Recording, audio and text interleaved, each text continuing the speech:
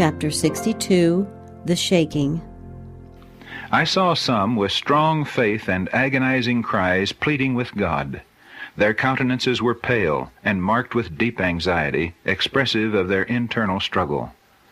Firmness and great earnestness was expressed in their countenances. Large drops of perspiration fell from their foreheads.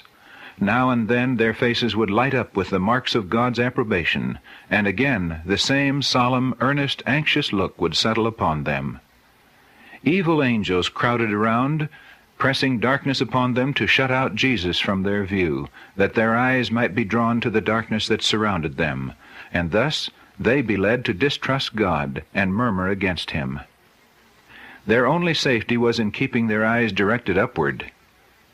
Angels of God had charge over His people, and as the poisonous atmosphere of evil angels was pressed around these anxious ones, the heavenly angels were continually wafting their wings over them to scatter the thick darkness. As the praying ones continued their earnest cries, at times a ray of light from Jesus came to them to encourage their hearts and light up their countenances. Some, I saw, did not participate in this work of agonizing and pleading. They seemed indifferent and careless. They were not resisting the darkness around them, and it shut them in like a thick cloud. The angels of God left these and went to the aid of the earnest praying ones.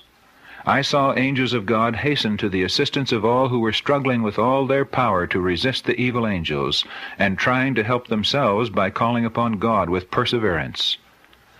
But His angels left those who made no effort to help themselves, and I lost sight of them. I asked the meaning of the shaking I had seen, and was shown that it would be caused by the straight testimony called forth by the counsel of the true witness to the Laodiceans.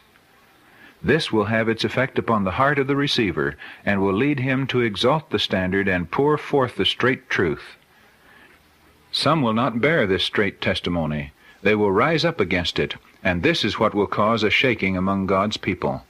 I saw that the testimony of the true witness has not been half heeded. The solemn testimony upon which the destiny of the church hangs has been lightly esteemed, if not entirely disregarded. This testimony must work deep repentance. All who truly receive it will obey it, and be purified. Said the angel, "List ye." Soon I heard a voice like many musical instruments, all sounding in perfect strains, sweet and harmonious. It surpassed any music I had ever heard, seeming to be full of mercy, compassion, and elevating holy joy. It thrilled through my whole being. Said the angel, "Look ye." My attention was then turned to the company I had seen, who were mightily shaken. I was shown those whom I had before seen weeping and praying in agony of spirit. The company of guardian angels around them had been doubled, and they were clothed with an armor from their head to their feet.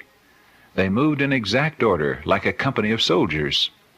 Their countenances expressed the severe conflict which they had endured, the agonizing struggle they had passed through.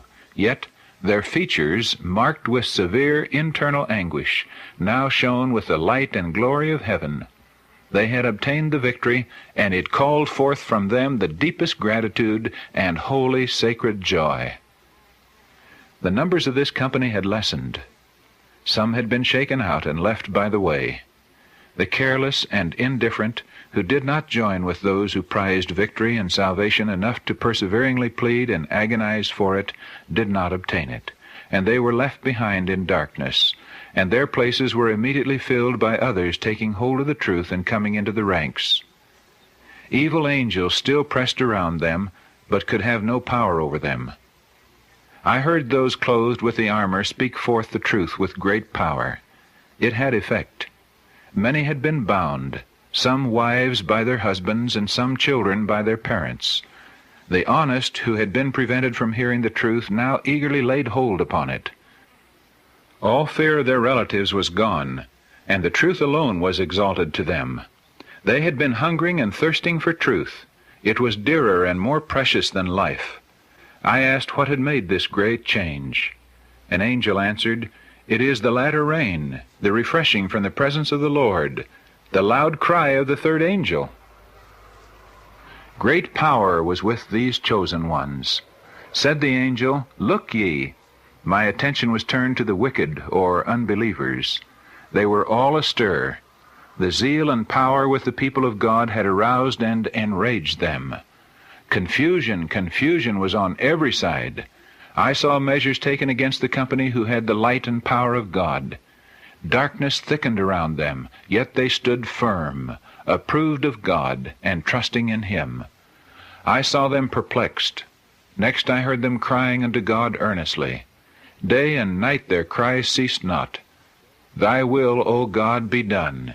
If it can glorify thy name, make a way of escape for thy people. Deliver us from the heathen around about us. They have appointed us unto death, but thine arm can bring salvation. These are all the words which I can bring to mind. All seemed to have a deep sense of their unworthiness, and manifested entire submission to the will of God. Yet, like Jacob, every one, without an exception, was earnestly pleading and wrestling for deliverance. Soon after they had commenced their earnest cry, the angels in sympathy desired to go to their deliverance. But a tall, commanding angel suffered them not. He said, "The will of God is not yet fulfilled. They must drink of the cup. They must be baptized with the baptism." Soon I heard the voice of God, which shook the heavens and the earth. There was a mighty earthquake. Buildings were shaken down on every side. I then heard a triumphant shout of victory, loud, musical, and clear. I looked upon the company who a short time before were in such distress and bondage. Their captivity was turned. A glorious light shone upon them. How beautiful they then looked!